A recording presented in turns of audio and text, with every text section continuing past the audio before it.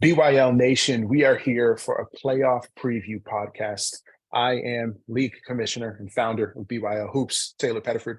Joining me, we have two BYL aficionados, BYL experts, BYL players, and Ian Haire, captain of Mustangs in the Legacy Division, and Jake Tulloch, who is the floor general for the Mambas, also in the Legacy Division. Both of these guys, major assets on and off the court to BYL. They do a lot of behind the scenes work, and we'll be doing some more in front of the scenes work, if that's what you call it, in content pieces like this and some write-ups. So be very excited for that. But we're here today to talk about the playoffs. So tomorrow night, or actually at the time that you're listening to this, it'll be tonight because it's going to be released on game day, Wednesday, August 9th. We will be having three different rounds of playoffs at the Dana Barros Club starting at 7 o'clock. So our Collegiate division is going to be having their championship, actually. They have a consolidated season. So tomorrow night, somebody's going to be raising the hardware and donning some new championship t-shirts from the Collegiate division, and we will break down that matchup. But we're also going to get into the elite divisions and the legacy divisions, who are also hitting the playoffs tomorrow with their quarterfinals opening rounds. There's quarterfinals this week, semifinals 8-16, and then on August 23rd will be the championship for both of those divisions. So without further ado, we are going to get into this in our playoff preview. As you can see, here is our field for the playoffs. And we're going to start off talking about our Collegiate division matchup. So it's interesting that we have two Bridgewater State alumni here to talk about the Collegiate division here, and Ian Haire and myself, but we will try our hardest not to be overly biased towards our Bears. But Ian, you had a front and center seat for the Bridgewater State game in the semifinals last week, where, again, for clarification too, there's two Bridgewater State teams. One's been eliminated. It was BSU White. That was actually their upperclassmen. It's their underclassmen who have advanced to the championship here, BSU Red. They beat an undefeated first place UMass Dartmouth veteran team last week, and they did so convincingly. Tell us your observations, Ian. Yeah, honestly, UMass Dartmouth was a solid team. I think the biggest thing that BSU utilized was playing team basketball, led behind Tommy Chatton, the leading scorer. Overall, fantastic athletic player. They utilized the quick and crafty guards they have, and they created a lot of turnovers. One other note I had on the team was that they rebounded well as a team overall. So I think if they do this again this week or tomorrow, they have a good shot at winning. Yeah, I'd agree.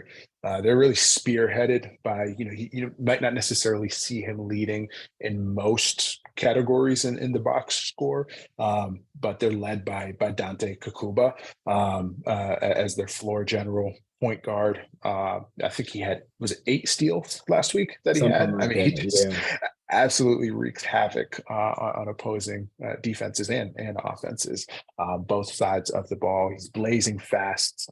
He gets after it. A little bit turnover prone, but you kind of have to live with those turnovers because of the number of assists and steals that he gets. So really excited to see him. I guess it's the story of two very different teams coming into tomorrow's game, because we've got the BSU underclassmen, and then we have a very veteran Regis team. So Regis, this is actually their second season in Collegiate. They played last summer. They lost in the playoffs to the reigning champions for another night, I guess, Champ City. Came back this summer. I think they got the second overall seed or third overall seed.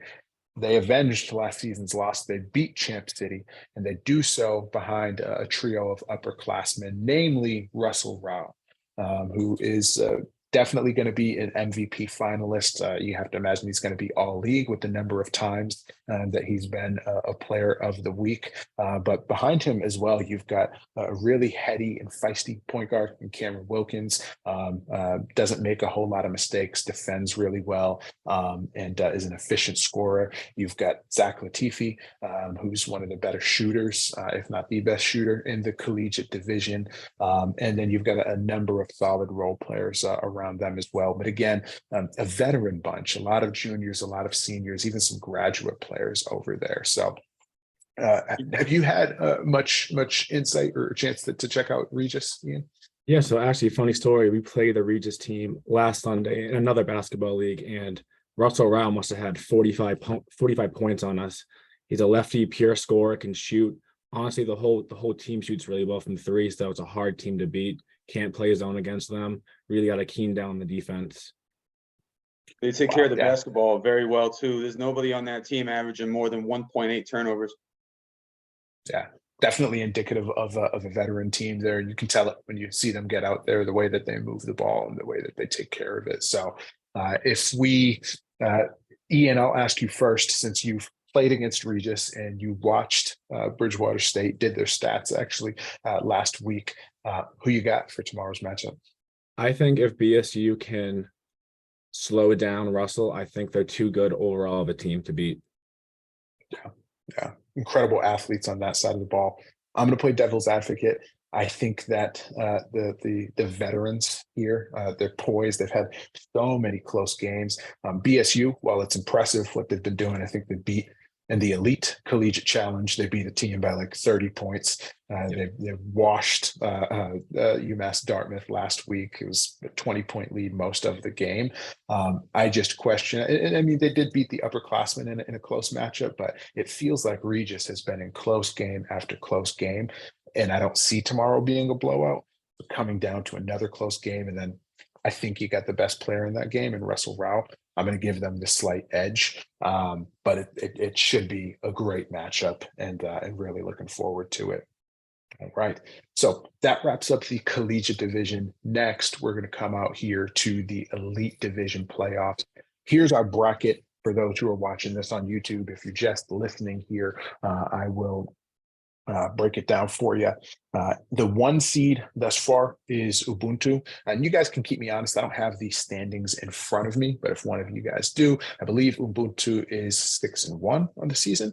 And then the 2 seed here coming into the 16 playoff is the Nighthawks, who are 5-2. So those guys, as you see, they're going to have a bye essentially tomorrow, but they're still going to play. They're going to play each other in a non-elimination game, and the winner of that will get the 1 seed. So should be a really good matchup. The Nighthawks have the most continuity. If you think about their trio of Rudy Jean, Keelan Cross, and of Rashawn Jones, those guys have played multiple sessions together. They've been to a championship together.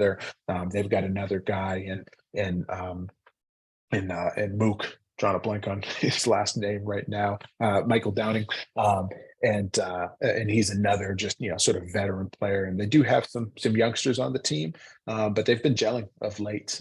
They started off a little bit rocky, so that team's really good. But man, Ubuntu 6-1. And their captain's only played 2 games. He's been caught up with that work and had some unfortunate, unforeseen occurrences that have made him miss some games. And he's a great player, that being Pat McCarthy. So to not have one of your top 3 players and to still go 6-1 is super impressive. A lot of that, I mean, it's a team effort. They're a loaded team, but the catalyst there, for those who haven't seen him, is Emmanuel Zayas. And walking in the gym, this is no shade, but you might not see him. You might not notice him right off the bat because he's about 5'7", right? He's a 5'7" point guard. But when you watch him on the court, man, he plays like he's somebody, or at least his stat line looks like he's somebody who's significantly bigger than that. He's an assassin from 3, does not turn the ball over. Got to be top 3, top 5 in the league for assists. So to be top 10 in scoring and top 10 in assists, again, unofficially, but I have to imagine that's the case. Coming off of a 35.5 rebound, 11 assists, 9 3-pointers made performance last week. He's worth the price of admission. So you've got him, and you've got a big man like Tyreek McCauley, who really nobody's been able to match up with him just yet. I have to imagine Pat has arranged his schedule to be here for the playoff push. So that team's just going to be tough to beat. Nighthawks are the type of veteran cohesive unit that could do it, but we'll see how that matchup goes tomorrow night. As far as the elimination side of things, In the 3-6 matchup, we've got Hoop Academy, who is a really solid team. I think they've been bitten a little bit by the absence bug.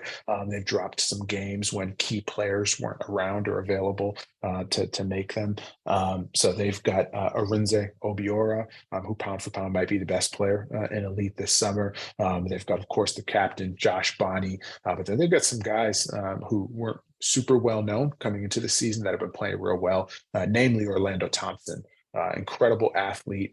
He's good for 18 to 20 points per night. And he's a good decision maker. And then the other one who I give a word of advice here to Hoop Academy. You need to get him more touches and you need to keep him in the game longer. But it's Jacob Hammermesh for Hoop Academy. He's a 6'5" big. He plays for Occidental College out on the West Coast, a D3 school. Exceptionally smart player. Super efficient. I haven't again checked his stats live here, but he's got to be shooting well over 50%. I would have to imagine, and he can stretch the floor a little bit too. So when you think about those 3 to 4 players that I just mentioned, they're really tough out. Now they're going up against the reigning champions. The reigning champions are 1-6 heading into the playoffs. So, both of our reigning champions for Elite and Legacy were really had some championship hangovers coming into this season. The showstoppers will get to Legacy, but they're done, right? They lost in the play-in last week. And then you look at the Elite champions in TMT, and they are 1-6. They just got their first win last week. So hopefully for them, then they catch some momentum, but they did not get a good draw here by having to go up against Hoop Academy. And it's worth mentioning too that I don't think that they go 1-6 if Captain Terrell Williams doesn't hurt his ankle. I think he made the first 2 games of the season and he was out since then. So you have to imagine if T-Bands is there, that team's going to have a better record than 1-6, but tough draw. And then lastly, the 4-5 matchup here. This is a game that you're not going to want to miss. We've got the 4 seed New Human. We've got the 5 seed Heart Over Height. Probably the most exciting player in all of BYL to watch.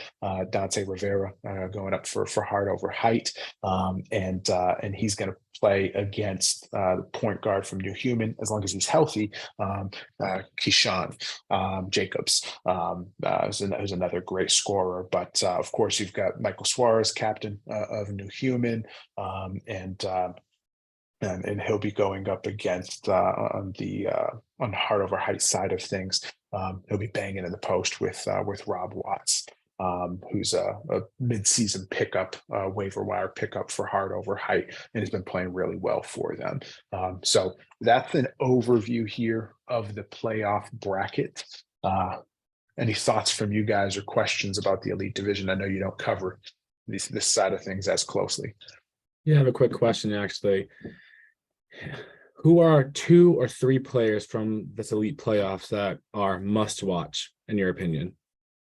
Yeah, it's a great question. I've mentioned a couple already, so I'll exclude them. I'll say Dante Rivera and Emmanuel Zayas are number 1 and 2 in my book for sure. That you got to come out and see. No matter how far you have to drive, within reason, I guess. But if you're in Massachusetts, you want to be there tonight to come watch these guys play. They're fantastic. They both, neither one can even sniff 6 feet, but their skills are just off the charts. So they're both fantastic. I would say outside of them, though, hopefully he's able to play tomorrow because he hasn't been in the lineup for the past couple of weeks. But Keyshawn Jacobs for New Human, he can pound for pound, he can score with either of those guys that I just mentioned. And New Human's got another one too, Obina Ugwakazi, who's another player who's probably in the running for All League. Whether he gets it or not, I'm not sure. But he's another great player, and he's a highlight waiting to happen. He can get up there and throw down some dunks for you. So yeah, I would say those 3 to 4 names are definitely the guys that you want to be on the lookout for. Thanks. Yeah, I had a question too, T. Again, I don't cover Elite very closely, so I was wondering, is this a situation where you think the field's really wide open and it's kind of ripe for the taking, or are there clear favorites and maybe a potential dark horse lower seed that you could see advancing and winning it? Yeah, I would definitely say it's wide open. Even with Ubuntu being 6-1, they're not the type of team that can't be beat. If I had to make a prediction today, I would be choosing them, but not as a far and away decisive. I don't see anybody that could beat them. They could lose tomorrow night. The Nighthawks are playing really well. But if I had to choose a dark horse, I don't really consider Hoop Academy to be a dark horse just because they're tied record-wise with Nighthawks. If point differential or if Forense Obiora showed up to just one more game, they probably are in that 1-2 matchup instead of the 3 seed. So I'll say my dark horse is actually New Human, because they're another team who's really been hurt by the absence bug. Keyshawn Jacobs has missed multiple matchups. They lost Aaron Anabali straight up for the season, who was a good guard for them. I think in his only game that he played, he hit 5 3-pointers and really helped them to stretch the floor. It's just another ball handler out there. So when you think about their lineup, Keyshawn Jacobs and Bryce Boggs in the backcourt, and then in the front court, you've got Michael Suarez, who's probably pound for pound the best rebounder in Elite, and then maybe the pound for pound the best athlete in Obina Ugokazi. I think that it's a team that can hang with anybody, and they've proven in big games that they can hang with anybody. They've got to get everybody to show up. So if everybody does, then I could see them going on a run here. But again, my ultimate prediction is Ubuntu, because I do think that they have the best floor general in the league.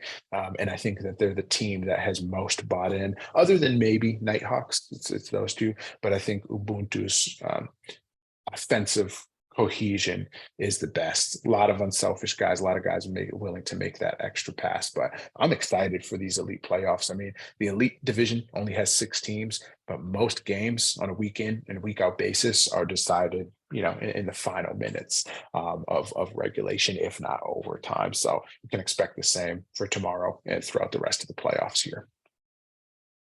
Appreciate those questions, guys. We try to keep this to 30 minutes or less. So we're going to shift gears now to the division that the 3 of us belong to in Legacy. So here is our bracket. As you can see, I'll quickly run down the seeds. The 1 seed is programming at 6-1. Then we've got Mambas 5-2, and then a logjam of 4-3 teams. Only the Motivated, or OTM, is at the 3 seed, Enforcers at the 4 seed, Sub-Zero at the 5 seed, and then we drop down to Mustangs and Reapers, both at 3 and 4, at 6 and 7, and then the 8 seed, the perpetual season over season Cinderella story, Tres Leche. So let's start at the top left-hand corner of the bracket. The 1 seed Programming versus the 8 seed Tres Leche. Jake, break this down for us. Yeah, I feel like, to me, this is the most interesting matchup in the first round. And it's really not close for me because if you recall at the draft, we were kind of getting on Bippin for the team that he picked. He made a trade, I think, that really helped him. I believe it was Chris Pimentel for James Barnes. Mm-hmm. And he really kind of leaned into we're going to be small. We're going to play with a bunch of guards, and we're going to run, and we're going to shoot a ton of threes. And they've been a tough little team to take out. We played them with our group, and we had our full group, and they were tough. I want to say they hit half of their threes, and they took plenty of them. So Programming, it's funny. I'm starting off the 1-8 matchup talking about the 8 seed. But I just wanted to give some props for Bip to make that deal and kind of lean into playing small, wide open, spread out, run, shoot, and just try to outscore people because, it's made them competitive and kind of pesky. That's the word. Worth noting, too, I know you're about to get into programming, but while we're on the Tres Leche topic, I mean, these guys had to fight their way into the playoffs. They were not a guaranteed seed. So they went up last week against the reigning champion Showstoppers without their number, their first round pick, Evan Bean, who's Mm-hmm. their 6'4" stretch forward, who's crucial in a matchup like that. And then also without their, I think it was their third rounder, another 6-footer, Jay Tang. Actually, there are only two players that are over 6 feet, Yeah. Jay Tang and Evan Bean. They didn't have either of those guys. And they went into a matchup. Again, Showstoppers is not a very big team, but they have Benz, who's one of the best attackers of the rim in the league, Ben St. Felix. And then they have Alan Abuna, who's one of the best athletes and a 6'2" guy who plays more like he's 6'4". Yeah. And to your credit, man, this tough little team went in there. They knocked them out without their first overall first round pick and without their third round pick. So they're scrappy, man. Yeah, and I think they kind of all it's in the image of Bip. He plays with a ton of energy. He's got to be like 5'5", but the kid can get wherever he wants on the floor. He can get to the rim. He's racking up assists. I think he's top 5 in. If you guys check the leaderboards, we got a metric called BYL game score. It's basically a way to just crunch all the box score stats into one number. And I think Bip's been top 5 in that all year. It just they just run. He's the engine. And then you got Michael Ruan, who can soak up a lot of ball handling. He can create an isolation. He's a tough guy because shifty, hesitations. Again, 5'6" maybe. But I'm 6'1", and I had a hard time staying in front of him. So and I want to kind of talk about James Barnes. He had a lesser role on Sub-Zero with you and I last session, and I think he gave us a spark, and he's now getting an opportunity to have a bigger role. And I think he had a triple-double a couple of games ago. I want to say it was 10 points, 10 rebounds, 9. They're close to it, Yeah. But him kind of stepping into more touches and more opportunity, he's done well with it. And Jason Tang too. He was our 7th man, 8th man. Didn't really get a whole lot of opportunity. And this session, he stepped into more minutes and done pretty well with them, hitting some threes, getting some rebounds. So they're a dangerous team. Especially if I'm not sure if Evan can make it or what's going on with him, but obviously Evan's a fantastic player. We're all very familiar with him. But yeah, we got to move on to programming at this point. They're the 1 seed. They're the 1 seed for a reason. They play fantastic team basketball. And you said it, Taylor. It was prophetic at the draft. We're looking at their squad, and I forget what we ranked them in terms of a grade, but you said that they're gonna outplay what we think because always do. Always. And they're kind of led at guard with Noel and Andrew Valley. And Noel's done a great job. He's arguably the best pure point guard in Legacy. He knows what his job is. He takes the right shots. He sets his guys up. He plays strong defense. He's athletic. Just a sound decision maker. And Valley and Sam Simeon are sort of the guys they look to for scoring, along with Ed O'Connell. They're just tough up and down. They play together. There's no egos on that team. They all play hard. They beat us week 2, I believe it was. And again, it's almost like you underestimate them because they don't have that one guy who sticks out like, oh, this guy's dominant. They don't have like a Lil Smith or a Ian Holder or, someone that, maybe is a clear all Legacy first team type guy. But the sum of the parts is they're beating teams over the head every week because they play together, they play tough, they take good shots. I think the way to beat them, and ultimately, I don't think, name of the team they're playing. Trey Lecce. I don't think they have the personnel to defend programming the way you need to in order to beat them. Beat programming, you got to have a lot of wing athletes and guys that can play pressure defense, double team on the perimeter, force turnovers, and get out and run. I think programming is just going to play their style of basketball. And I do think Trey Lecce will keep it competitive, but I see programming winning, something like 72-62 or something like that. Yeah. I'd have to agree with that one. I've been thoroughly impressed with programming past couple games that I've watched them play. Their offense is clinical, the ball movement there. I got to give credit to a guy like Sam Simeon, who in the first session that I watched him play he was a black hole offensively, but he was a guy that was out to get his. He was really relied upon to be a go-to scorer for them, but he's been really freed up, or maybe he's just with the continuity of playing with programming for a second session in a row now. Andrew Valley and Noel been together now for the past 2 sessions. But the past couple games that I've watched him play, man, great decision making and fantastic passing. I think they need to lean on him more. Yeah, because he can really be, especially if somebody's going to, if you have the type of defender like a Michael Ruan, who is a former programming player and is familiar with Noel Vargas, he's a fantastic on-ball defender. So if he has energy tomorrow night to really get into Noel Vargas and pick him up at least 3/4 court, then I think you're going to really rely on Sam to go create, because this is no knock to Valley, but he's not going to do it. Valley's going to create for himself. He's going to go get his 25 points. But you need somebody who's going to set the rest of the team up. And I think that can be Sam tomorrow. Yeah, Sam, I think, might have had his best game of the season against Mambas, my team, because we were so intent on stopping Valley. I matched up on Valley, but Sam killed us. Ed O'Connell killed us.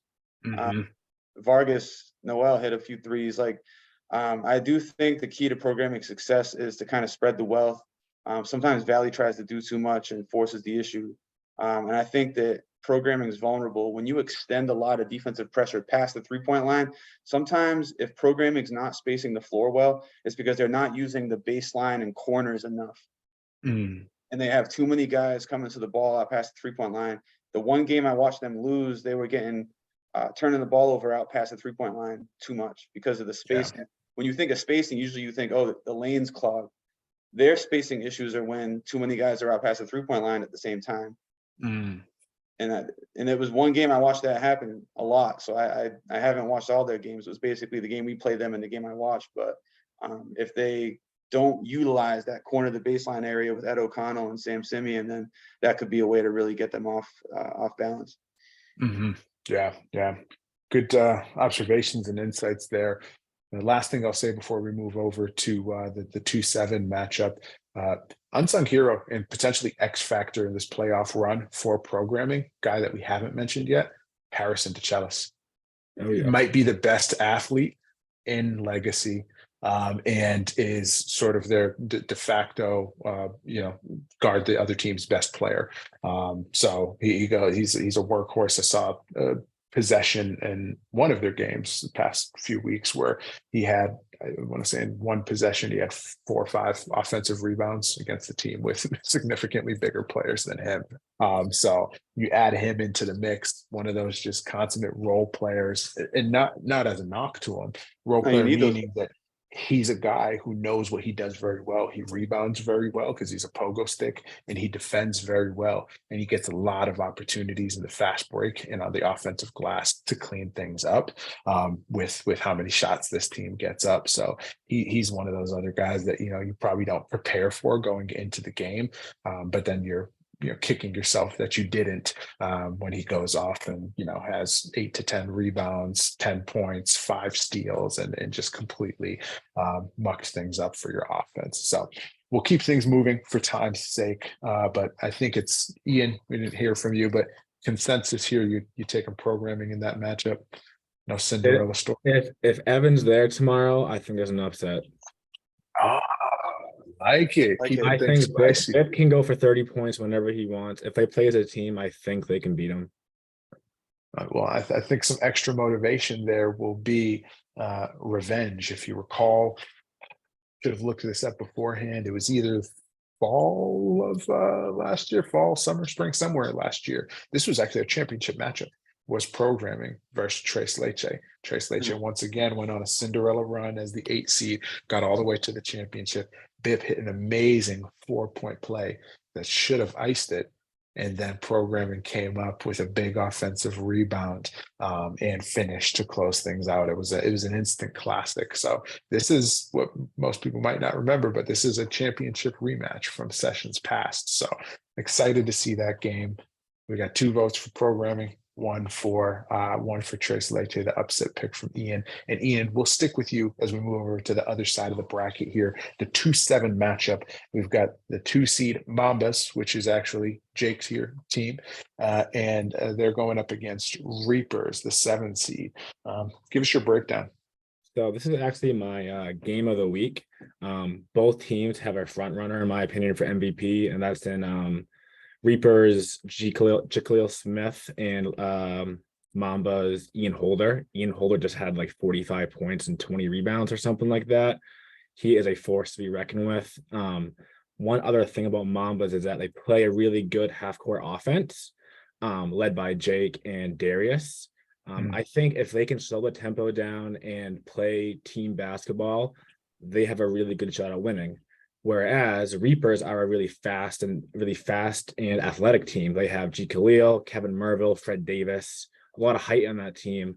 So it's really a battle of 2 different teams. So I think it'll be interesting to see, what play style wins tomorrow. Yeah, Reapers is one of those teams that it's a bit frustrating purely from like a fan's standpoint, because when I look on paper and I look at that roster and I see somebody as talented as Kevin Merville, and I see somebody who's, arguably a top 3 shooter in Legacy and Fred Davis, and then you've just got, one of the headiest players in Legacy and Chris Taglieri over on the opposite wing. And then on top of all of that, you have Jaquil Smith. The fact that they can't put it together to have more offensive cohesion is a shame. Now they beat Mambas in the first matchup, so they've got a chance here to get back to the semifinals again. But if we're going the prediction route, I'm going Mambas because they play together better as a team, and defensively they've been significantly better. I think they know that they made a mistake by switching to man in that last matchup. They had the game pretty much zipped up, and for whatever reason, they went to man. And you just shouldn't go man when you got Jaquil Smith over there on the other side. And especially if you're going to go man and you're going to let him touch the ball in the post, then that's not, in the Legacy division, that's not going to bode well for you. But I don't think they make those same mistakes. I see Mambas marching on tomorrow.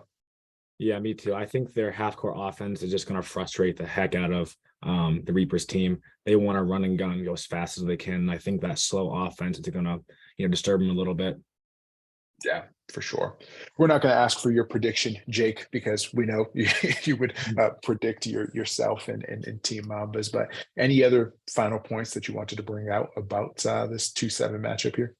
Yeah, Reapers is as talented as any team in Legacy.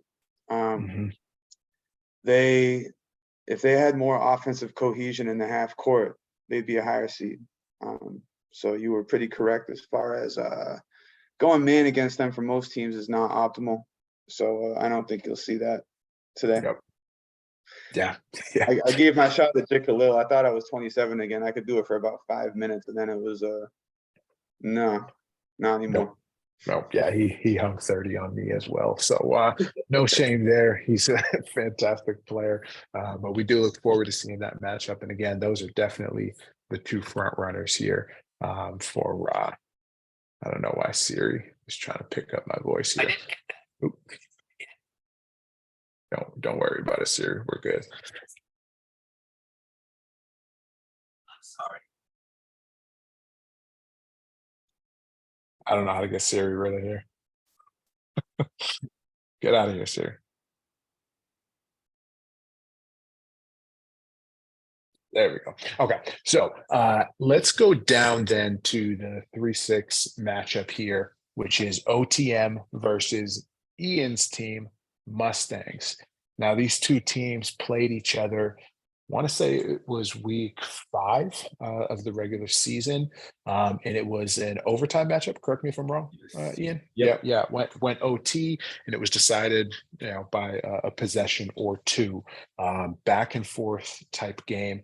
Anytime you have, 2 of the most passionate players in the league are captain for OTM, Nick Loriano, and Josh Santos, who is infamous across BYL, right?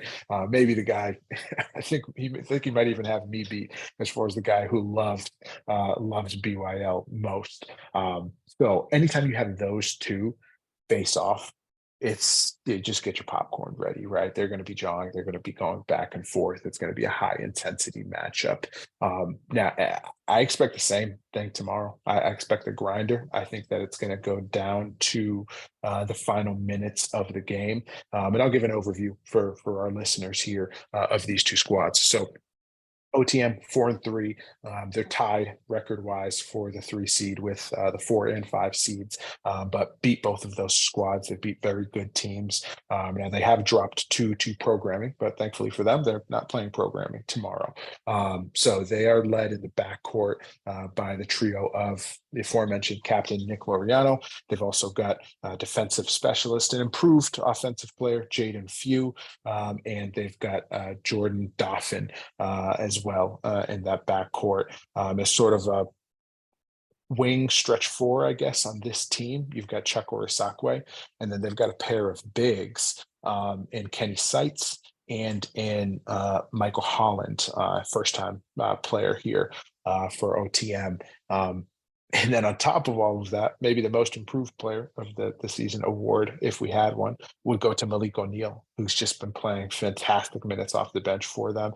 I think is the strongest player in Legacy. And when he commits to attacking the glass, I mean, just get your ice and Bengay ready tomorrow for Mustangs. Because if you're taking a charge on him, it's going to hurt, quite frankly. Malik's shooting like 65% from 2 this session. Right.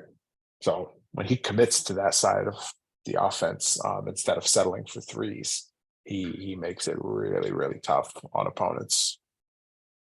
But they're facing off against a Mustangs team. Like I said, Ian Haire is your captain, but they've got Cam Moniz and Ahmad Lewis, along with Josh Santos, who sometimes comes off the bench, sometimes is starting for them, as a really a backcourt with a lot of offensive firepower, probably just as much offensive firepower as any other team in the league. And then they've got the reigning MVP in the front court, Kevin Perry, who can go for 30 any given night, along with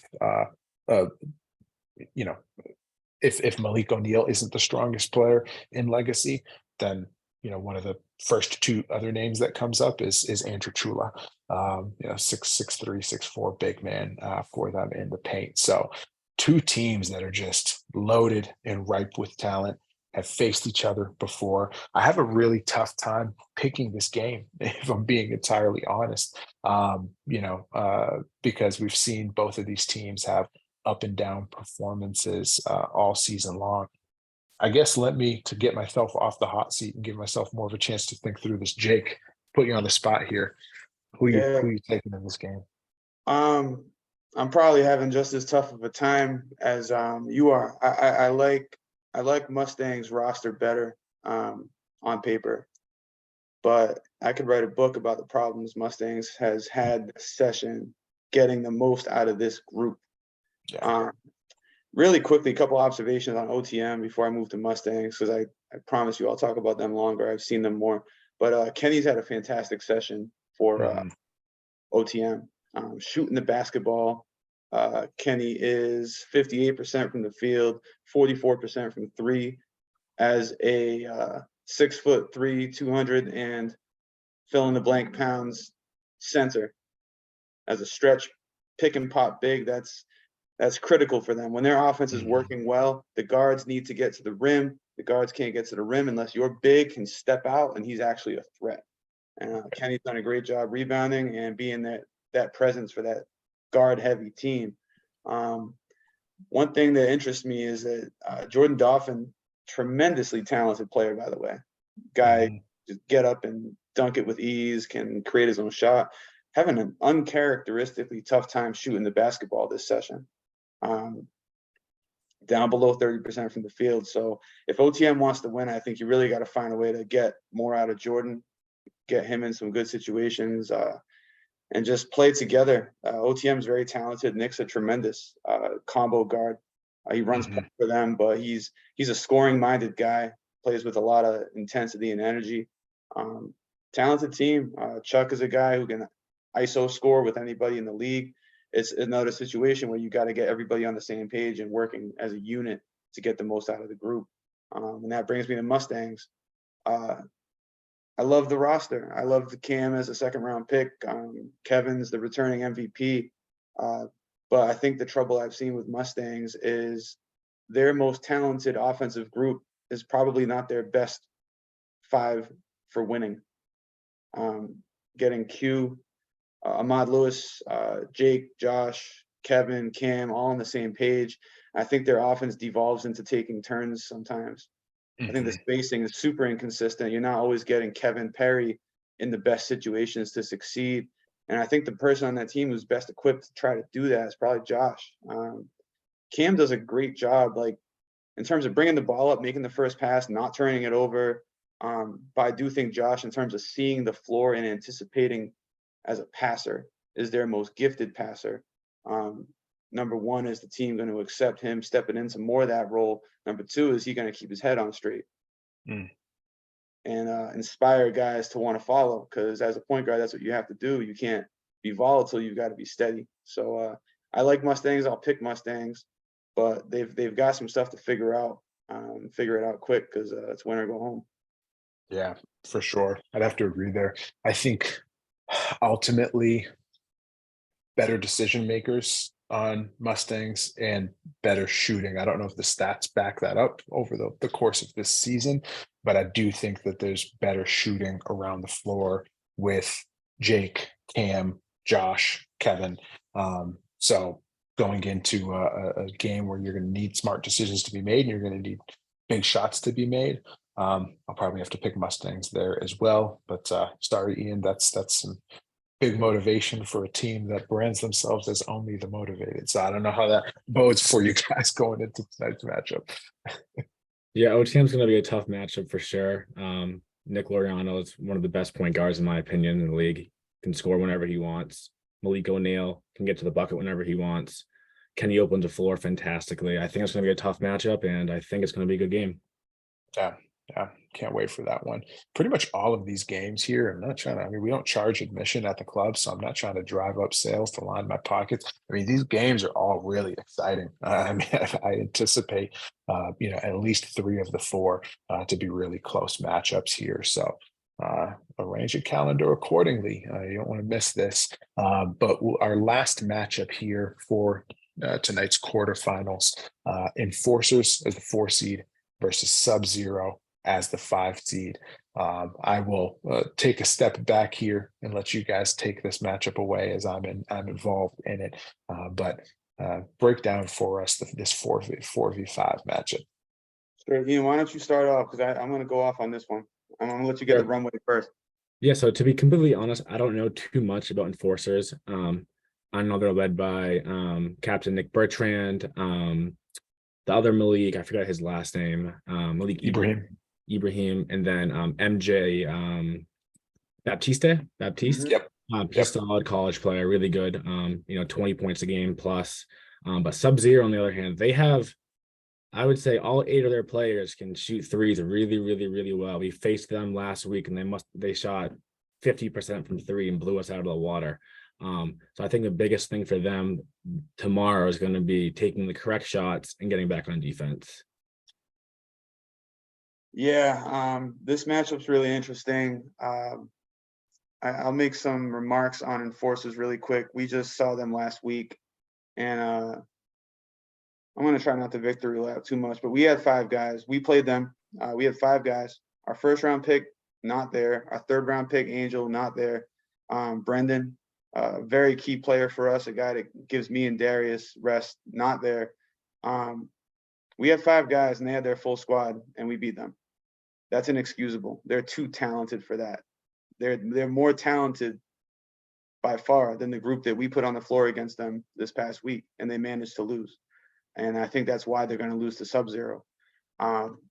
Ian Holder dropped 45. I scored 3. Nate scored 7. Why didn't they double team him more? Why didn't they throw multiple defenders at him and they just allowed him to. They allowed us to do the only thing we could do, which is basically set him up. They didn't dare me to beat him. They didn't dare Nate to beat him. So with Sub-Zero, possibly the most intelligent team in the league, up and down that team, older veteran guys, not the most athletic team top to bottom, but with Jude and I'm sorry, I forgot the other, your other starter, Taylor, Kyle the Murphy. college kid, Kyle Murphy. You've got just enough athleticism there where their IQ, I think they finally got Jude to, I don't want to say buy in because I don't think Jude's a selfish guy, but in terms of his instincts, get more involved in a team concept. And it's really unlocked your group, Taylor. You played us a couple weeks ago, and I swear, Mika, Gio, yourself, you guys must have shot like 65% from three in the second half, and you almost came back and beat us. But I think the last couple weeks, you guys have figured something out. The half-court offense has clicked. The roles have clicked. T, you're not going to compliment yourself, so I'll do it for you. I think you're the best point guard in the league, because that's kind of the role you've stepped into. And you've done a tremendous job just keeping this offense organized. Enforcer is super talented. Nick's a good captain. He's put together really good teams. Safari Kid, I didn't talk about him yet, but I do think he's the best overall player on Enforcers in terms of doing almost everything at a high level. Man defense, getting in passing lanes, rebounding. The one flaw in his game was shooting three-pointers, last year, and now he's shooting 40% from three on a ton of attempts. So I think for Sub-Zero, you want to try to shut down Safari, play a zone against them. Malik Ibrahim, I haven't mentioned him yet, but Malik, once he gets downhill and going to the rim, he's got uncommonly good touch as far as like up and under, taking contact, and somehow getting English on the ball and it goes in. A zone takes that away from him. Dare MJ is a talented ISO guy, but he'll take too many questionable shots, and that was part of our strategy, was to let him, and he did. And they didn't get Jerome involved enough against us, I don't think. So long story short, I could go on about this for a while, but I do think Sub-Zero, the talent level is pretty even, but I think Sub-Zero is an older team, more mature, and they play a smarter half-court offense overall. So I do expect Sub-Zero to win that matchup. Yeah, I would definitely agree with you on that one. I think Sub-Zero gets a W.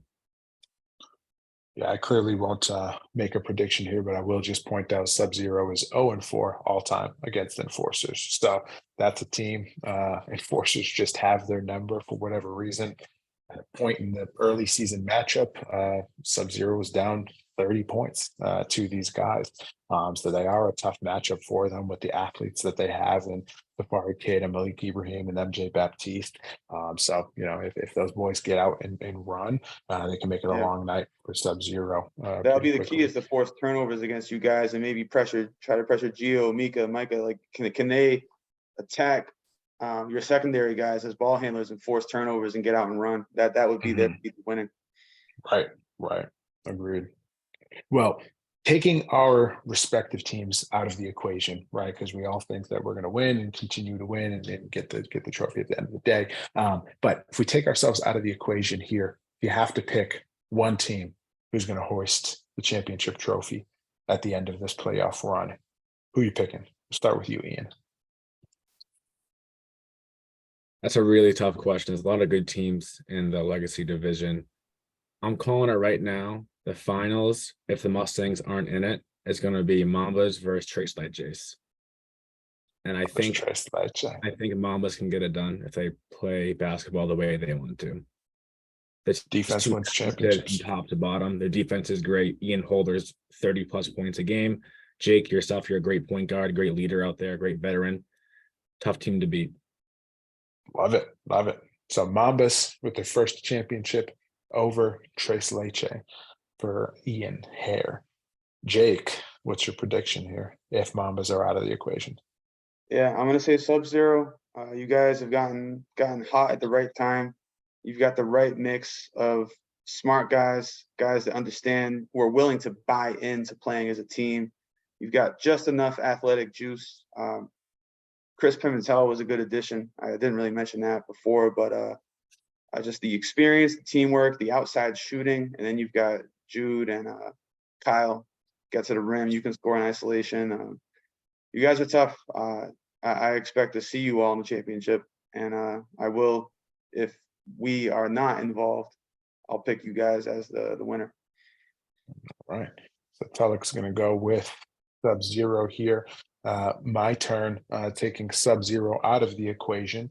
I actually see programming coming out of the left-hand side of the bracket, squaring off against Mambas as well. I think that their defense is so sound, and I think Ian Holder is the best player in Legacy. And I don't see anybody on any of these squads who's going to slow him down and stop him from doing what he wants to do. But I ultimately, I do think programming, man, that offense is a well-oiled machine. I know defense wins championships, but they play a little bit of that too. And programming, I'm a believer. I wasn't a believer this time last week, but having gone back and watched some of their games or the past few games, I think they're hot, and I think they're hot at the right time. Really, they've been hot all season. They're 6-1. The only game that they lost, I don't think Noel was there for. But yeah, I have the teams having a really tough time beating programming with Dimian moving the ball the way that he is right now. So that would be my prediction there.